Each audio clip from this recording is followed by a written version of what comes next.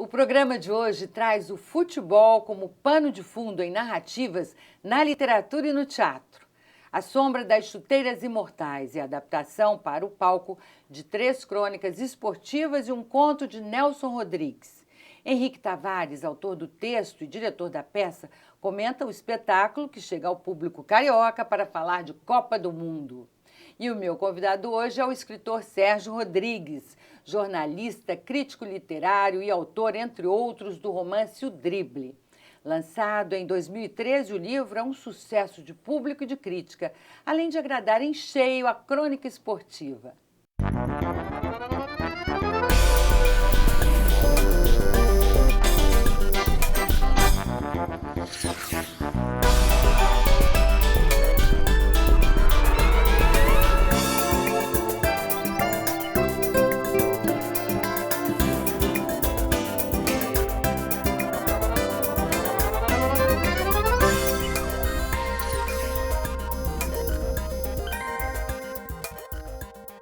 Sérgio Rodrigues, é um maior prazer ter você no nosso programa. Prazer é todo meu. Primeiro, sabe, porque eu já conheci suas crônicas, já acompanhava seu trabalho como jornalista, gostava muito. E, segundo, porque acabei de ler 2 romances seus, O Drible e Elza a Garota, e gostei. É tão bom quando a gente gosta muito do livro. E, em seguida, tem o escritor aqui para conversar, um privilégio. O privilégio é meu. É bom também encontrar leitores que gostam dos seus livros. É. Além desses, você tem outro romance, não é? Tenho. O Sementes de Flowerville. A Sementes de Flowerville foi meu primeiro romance, saiu pela Objetiva. E um livro de contos. O livro de contos foi meu primeiro livro, chamado O Homem que Matou o Escritor, pela Objetiva também. Mas vamos começar com o Drible, porque o futebol é o pano de fundo do romance, é o nosso assunto hoje. Fala um pouquinho do tema do livro, de como são os personagens principais. Olha, o Drible, ele vem sendo chamado de um livro sobre futebol, né? E realmente tem muito futebol nele, mas eu considero o Drible um drama de família. Ele é um livro sobre uma relação atormentada entre um pai e um filho, que tentam se reaproximar agora que o pai está próximo de morrer. Eles passaram mais de 20 anos sem se falar. E esse pai, ele é um velho cronista esportivo. Conheceu os grandes craques, viveu ali os anos 60 e 70, que são considerados os anos de ouro, né, do futebol brasileiro. E é um cara completamente fascinado por esse tema do futebol. E ele usa as memórias dele para se reaproximar do filho. Quer dizer, o vazio de comunicação que existe entre os dois é preenchido pelo futebol, pelas histórias, pelas narrativas do pai. E é assim que o livro acaba sendo eu queria que ele fosse uma grande homenagem à história do futebol brasileiro.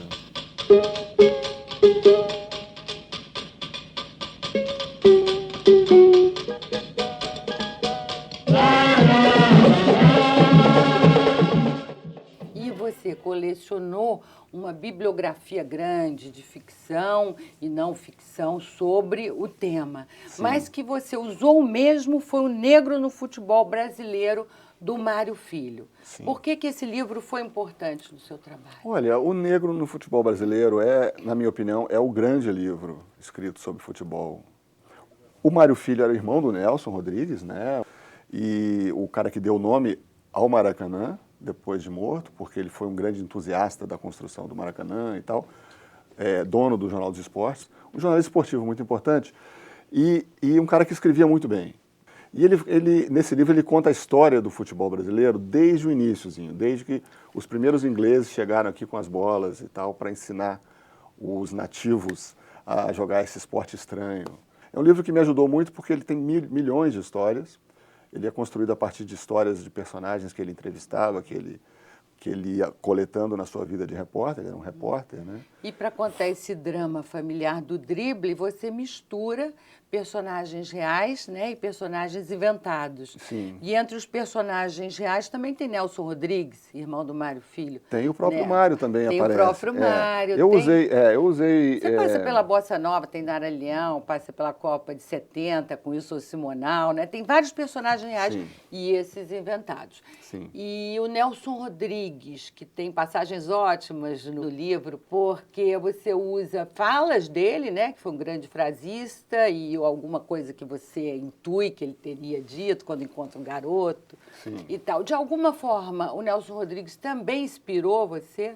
O Nelson Rodrigues me inspira sempre. Se o Mário foi importante para esse livro especificamente, o Nelson é importante, eu considero o Nelson fundamental na minha carreira de escritor inteira. Tem um modo, um olhar dele sobre a sociedade brasileira que eu acho sensacional e que realmente me ajudou. Assim, na hora que eu estava procurando uma voz, o que eu ia dizer, né? Esse jeito do Nelson foi uma luz, foi uma inspiração. Será que a seleção vence? Muito difícil prever. A mais sorte da pelada é de uma complexidade shakespeariana. Às vezes, num corner mal ou bem batido, há um toque evidentíssimo do sobrenatural. Meu amigo, no futebol, o pior cego é aquele que só vê a bola. Entendo. A Sombra das Chuteiras Imortais é uma adaptação das crônicas de futebol do Nelson Rodrigues para o teatro, né? A gente usa como trama principal um conto que é O Grande Dia de Otacílio e Odete. Otacílio é um apaixonado por futebol e descobre que Odete está traindo ele na véspera da final da Copa de 58. O que o senhor está dizendo? Eu disse que tua mulher te trai. Mas não é possível, meu tio. A minha mulher me ama. Desconfie. Desconfie da esposa amável, cordial e gentil. A virtude é triste, azeda e neurastênica. Então você juntou trechos de várias crônicas esportivas do Nelson Rodrigues para fazer esse texto e colocou uma dramaturgia, não é, costurando todos esses pedaços de crônicas. Exatamente. Qual foi o critério que você usou para escolher quais crônicas entrariam no seu texto final? Como esse conto do Otacílio e Odete se passa durante a Copa de 58, a gente buscou crônicas do período da derrota do Brasil em 50, né, diante do Uruguai em pleno Maracanã, até a vitória em 58, né, que são as crônicas mais importantes no sentido de que o Nelson ele diagnostica essa coisa do complexo de vira-latas do brasileiro, né, que sempre se coloca de maneira inferior em relação ao resto do mundo, até a derrocada do complexo de vira-latas quando o Brasil vence a Copa de 58. E o meu personagem é o pessimista, que fala, não sei não, tô achando que não vai ganhar e tal. E no final, quando ganha, ele fala, eu não falei que ia ganhar. Viva o Brasil! Campeão mundial! Eu falei! Eu não disse, meu filho, que o Brasil ia ser campeão do mundo! Sempre que acaba um jogo, ele vai enaltecendo as qualidades do jogador brasileiro e da seleção brasileira. Fala de Pelé, fala de Garrincha, fala da seleção toda, né? Glória eterna aos nossos campeões mundiais! Pois graças a eles acabou! O que acabou? O complexo de vira-latas. Henrique Tavares, você acha que a peça ajuda o espectador a ter um olhar mais maduro em relação a si próprio e a seu papel como cidadão brasileiro? Claro, claro que sim. O Nelson é um dos inventores do Brasil, né? Assim, a gente teve grandes artistas, grandes intelectuais que, né, você tem o Ari Barroso, Machado de Assis, Jorge Amado, Ariano Suassuna, vários autores que identificaram as qualidades da nossa gente, da nossa cultura, né?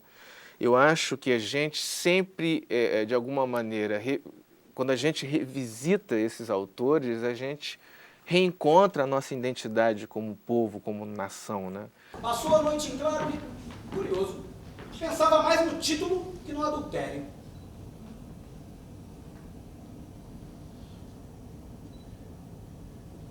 Se o Brasil vence a Suécia, se volta campeão do mundo, a esperança que escondemos, a fé que negamos desapareceriam. E o Brasil, enfim, se tornaria uma nação.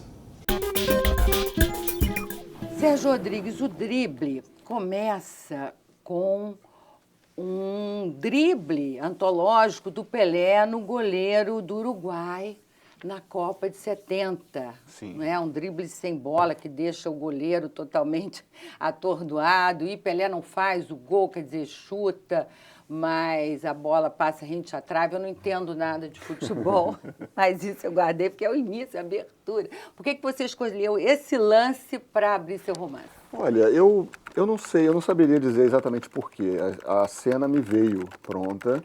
Agora, é um lance, é um dos grandes lances da história do futebol, eu acho.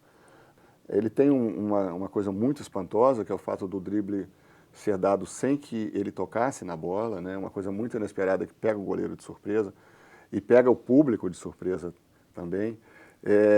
O drible é isso, né? O título, né? Ele é isso, mas ele tem outras leituras também. Quer dizer, o livro dá um drible no leitor, né? Ele tem um final que é um drible também, né? Que é surpreendente para quem tá lendo. Quer dizer, eu queria que esse drible do Pelé fosse meio que uma metáfora da narrativa inteira mesmo. Muito bem, nós vamos para o intervalo e voltamos com mais futebol no teatro e na literatura. Até já.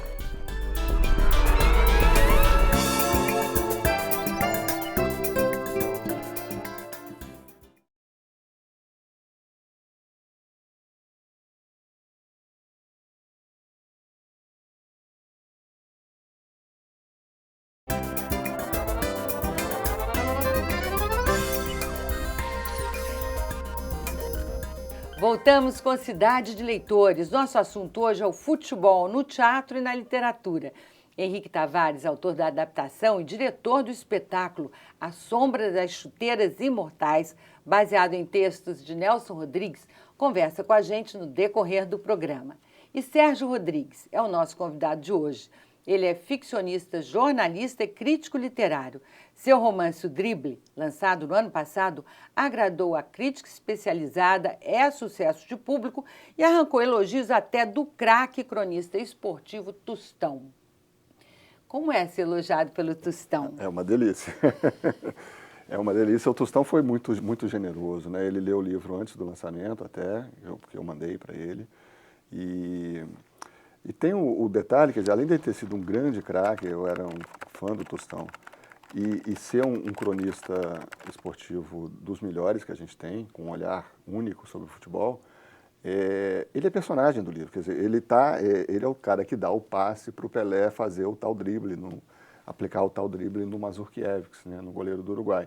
Para contar essa história, né, esse drama familiar, você alterna duas vozes narrativas, uma focada no pai, outra no filho, e esse pai conta a história de um jogador extraordinário, o Peralvo. Que personagem é essa? Que a gente fica assim, mas existe, para quem não entende muito futebol, mas será que existiu porque ele é tão bem construído? Né? Um jogador que teria sido contemporâneo do Pelé, com poderes paranormais. De onde saiu essa ideia? Quando nasceu a primeira ideia do livro, o que existia era só o Peralvo. A história de um jogador com poderes mediúnicos que usava essa mediunidade dele, um pouco vidente e tudo, usava isso dentro de campo para jogar ainda melhor, né? Porque todo mundo fala a magia do futebol, né? O craque como uma espécie de um mago. E se um craque fosse realmente mágico, né? Como é que seria isso? É um jogador que o pai, o Murilo Filho, o cronista, jura que teria sido maior que o Pelé se a carreira dele não tivesse encontrado um fim trágico, né? Só Garrincha pode fazer isso. Porque Garrincha não acredita em ninguém. Garrincha só acredita em si mesmo. Para ele, Pau Grande, a terra que nasceu, vale mais que toda a Europa. Henrique Tavares, na peça há citações a dois grandes ídolos do futebol brasileiro, como não podia deixar de ter, né? A Garrincha, por exemplo. Qual é a crônica que fala de Garrincha? Como é que você fez esse aproveitamento? O Nelson tem uma crônica belíssima que se chama A Descoberta de Garrincha. E é uma crônica linda que fala dessa coisa da alma pura do brasileiro, né? O Nelson, ele compara o Garrincha a um menino. Outros poderiam tremer. Garrincha Jamais! Perante a plateia internacional, é quase um menino! Ele tem essa humilhante insanidade mental do garoto que, em pau grande, na sua cordialidade indiscriminada, cumprimenta até cachorro. Você sabe que o Brasil, com o Pelé e o Garrincha, nunca perdeu uma partida. E o Pelé e o Garrincha, um é descendente, é claro, de negros e o outro de índios, né? Você vê como eles... Está na nossa gênese, hein? Está na nossa gênese, é Olha, incrível. e também tem a crônica que fala também de Pelé, né? Exatamente. O Nelson Rodrigues foi a primeira pessoa a chamar o Pelé de rei. O Nelson viu o menino Pelé jogando no Maracanã pelo Santos, ele devia ter 16 ou 17 anos, e escreve a seguinte coisa: a realeza é um estado de alma. Pelé se sente rei da cabeça aos pés. Ô Cunha, quando ele pega uma bola, que ele dribla um adversário, é como quem enxota, como quem escorraça um plebeu ignário e violento. Odete, sua cabeça, mão e ombros sustentam coroa, cetro e manto invisíveis. Sérgio Rodrigues, nesse seu livro, Elza, a Garota, você conta a história de Elvira Cupelo Calônio. Isso. Uma garota de 16 anos, né, que foi considerada traidora e executada pelo Partido Comunista Brasileiro em 1936. Exato. Não é isso? Como é que nasceu esse livro? A ideia inicial era um livro jornalístico, era uma biografia. Era uma menina, era namorada do secretário-geral do partido na época, né, Miranda. E quando a repressão do Vargas cai violentamente sobre comunistas e todos os opositores. Todos, né? oposição em geral, ela ficou sob suspeita de estar entregando os companheiros e foi condenada sumariamente num julgamento lá entre eles. E eu resolvi contar essa história, logo vi que não daria para fazer uma biografia exatamente, porque tinha muito pouca coisa, os personagens estavam mortos. Então resolvi fazer um romance. Eu peguei um núcleo de fato, assim, de apuração, que é meio que um ensaio histórico, que está dentro desse livro, mas em torno dele eu construí um romance. Eu levei 6 meses de pesquisa, mais ou menos, e 6 meses escrevendo. Em um ano ele estava pronto. O contrário, o exato oposto do Mas livro. você olha aqui, você foi correspondente do Jornal do Brasil em Londres, editor da revista Veja, Rio, chefe de redação da TV Globo, editor do segundo caderno do Globo, editor executivo da revista eletrônica, no mínimo, e mantém um blog, que é o Todo Prosa, bem conhecido sobre literatura. Quer dizer, você tem uma carreira boa, bacana, de jornalista. Isso ajuda o romancista? Fazer assim, 6 meses um romance? Que você Eu acho que no pensou caso do Elza ajudou muito. Ajudou muito porque o livro ele é metade jornalístico e metade ficcional, né? E ajuda nessa hora de você cumprir prazo, escrever com pressa, ajuda, sem dúvida nenhuma.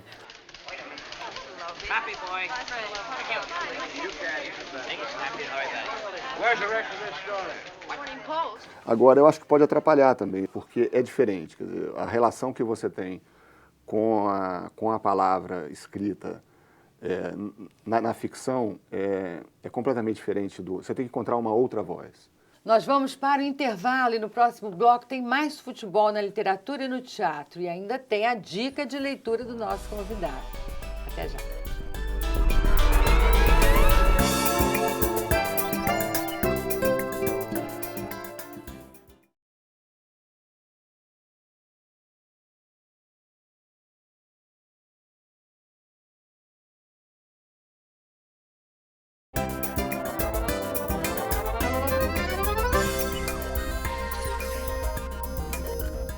Este é o programa Cidade de Leitores. Nosso assunto hoje é o futebol como pano de fundo em narrativas, no teatro e na literatura.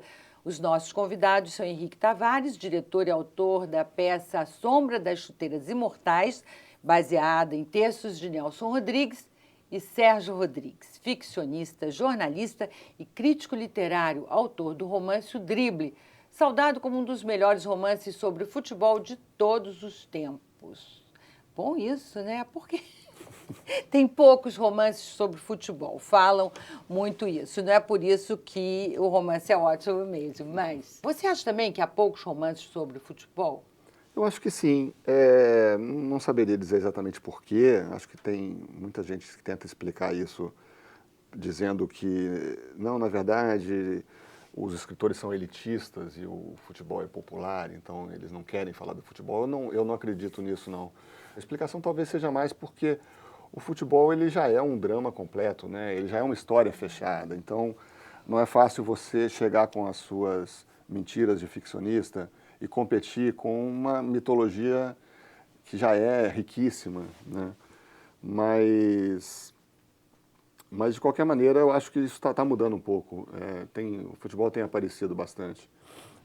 Porque como a crônica esportiva brasileira é tão forte, né? O Nelson, Paulo Mendes Campos e tal, eu acho que esses caras acabaram ofuscando um pouco a ficção e talvez até intimidando um pouco os ficcionistas também. Você foi traído por uma mulher. Morena! Sei. E o Brasil, seremos campeões? Henrique Tavares, a paixão pelo futebol é o fio condutor, né, dessa narrativa que começa ali no final da Copa de 50 e vai à Copa de 58. Como é que você dá o clima da década de 50 nesse espetáculo? O nosso cenógrafo, José Dias, ele foi muito preciso, né? Porque o pedido justamente foi esse. Eu queria pouquíssimos elementos em cena para valorizar justamente o texto e os atores. Não há dúvida que são objetos, são móveis dos anos 50. Né? E é um universo muito particular, né? Porque, apesar de ser feito naquela época, mas também é muito atual. Tem essa coisa atemporal do Nelson que vale para qualquer pessoa que está na plateia se identifica com uma situação ou outra. Fui ao cemitério. A cerveja tá geladinha. Cemitério? Meu filho, o que você foi fazer no cemitério? O Biriba morreu. Biriba? Que Biriba? Foi aquele que jogou na América? Tem o futebol, tem essa coisa passional da traição ou não da Odete, mas acima de tudo a gente está falando de amor. Amor pelo futebol, amor pelo Brasil e o amor de um homem por uma mulher que é capaz de vencer tudo, né? Eu lembro do meu avô falando sobre o amor, que o amor é a coisa mais importante da vida da gente, então, assim, da vida do ser humano. O amor pelas pessoas, o amor pelo futebol, acho que o amor de uma forma geral. Havia algo mais importante, grandioso e épico naquele momento.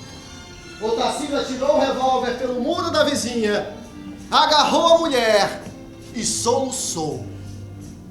Eu te amo. Eu te amo.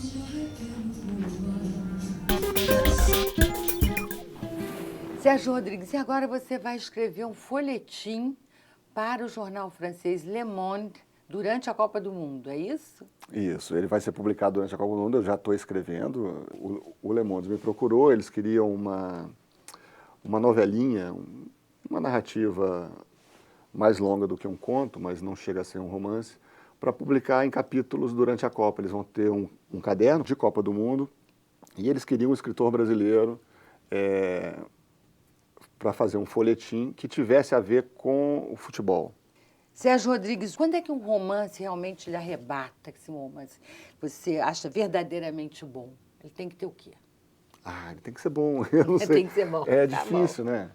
Não tem uma fórmula, não. Mas eu gosto muito de uma literatura que consegue ser, ao mesmo tempo, te encantar, ao mesmo tempo, pelo trabalho de linguagem e tal, e pelo trabalho de contação de história. Quando você consegue juntar essas duas coisas, eu acho que você tem um produto muito, muito poderoso na mão. Quer dizer, o trabalho de linguagem puro, ele pode ser lindo, mas ele dificilmente apaixona como uma história bem contada apaixona. E a história pura também, se ela não for escrita com muita fineza, com muita sofisticação, ela também perde um lado que ela pode ter. Qual é o seu romance inesquecível? A minha experiência de leitor mais intensa, que até hoje eu me lembro com saudade, assim, infelizmente eu não posso ler de novo aquele livro pela primeira vez, foi com Grande Sertão Veredas, do Guimarães Rosa. Eu demorei muitos anos a conseguir ler o Guimarães Rosa. Eu tinha uma rejeição muito grande. Eu tentava ler aquilo e achava afetado, Eu também, chato e tal. Até que um dia eu entrei e não queria mais sair. Eu não queria mais sair daquele mundo ali. Aquele mundo era muito melhor do que onde eu estava. Então, é difícil ter uma experiência tão intensa. Então, acho que eu fico com o Grande Sertão. E nunca mais vai ler igual a primeira vez, né? Isso eu achei ótimo. Sérgio Rodrigues, muito obrigada pela sua participação no Cidade Leitores. Muito obrigado a você, né? E o programa termina aqui. Um grande abraço para você. Até a próxima.